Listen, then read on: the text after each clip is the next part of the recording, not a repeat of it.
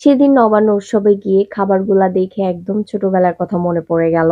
যেরকম তিলের খাজা, হাতি ঘোড়া সন্দেশ, চিনে ভরা দানাদার কদমা, নিমকি, কটকটি, গজা, ঝুরি নারকেল, মুচমুচে তেলে ভাজা গরম গরম পেঁয়াজু, পাঁপড় ভাজা, হরেক রকম রসে ভেজানো মিষ্টি, এর সাথে তো জিলাপি আছেই।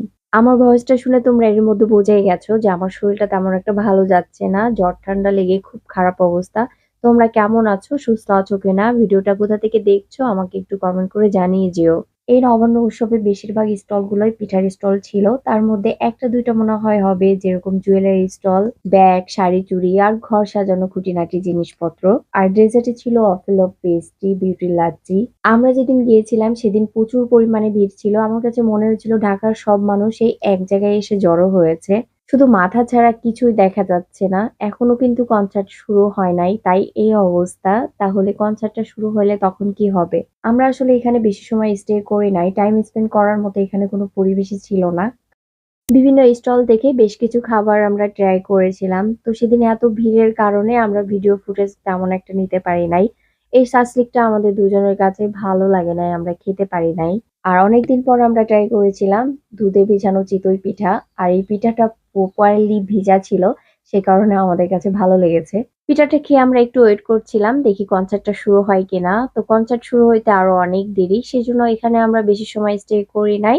এরপরে আমরা এখান থেকে চলে গিয়েছিলাম আড়ং উইন্টার ওয়ান্ডারল্যান্ড ফেস্টিভ্যালে। এর মধ্যে তোমরা মনে হয় আমার আড়ং এর ব্লগটা দেখে নিয়েছো, যারা দেখোনি তোমরা এখনই গিয়ে দেখে আসতে পারো। তো এই তো ছিল আমার আজকের মিনি ব্লগ। ব্লগটি কেমন হয়েছে কমেন্ট করে যেও, লাইক কমেন্ট শেয়ার করে দিও। তোমরা সব ভালো থেকো, সুস্থ থেকো। ভিডিওটি দেখার জন্য সবাইকে অসংখ্য ধন্যবাদ। আল্লাহ হাফিজ।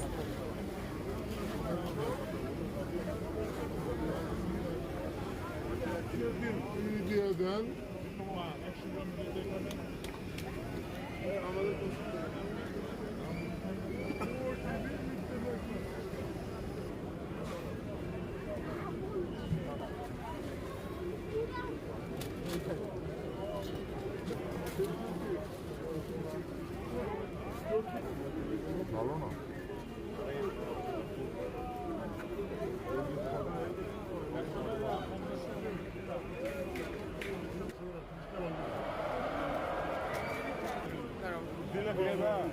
কত জিগাই ভাই জিলাপি কেমনি কি 300 টাকা কেজি না না 100 গ্রাম খাইতার বানি 100 আচ্ছা আগে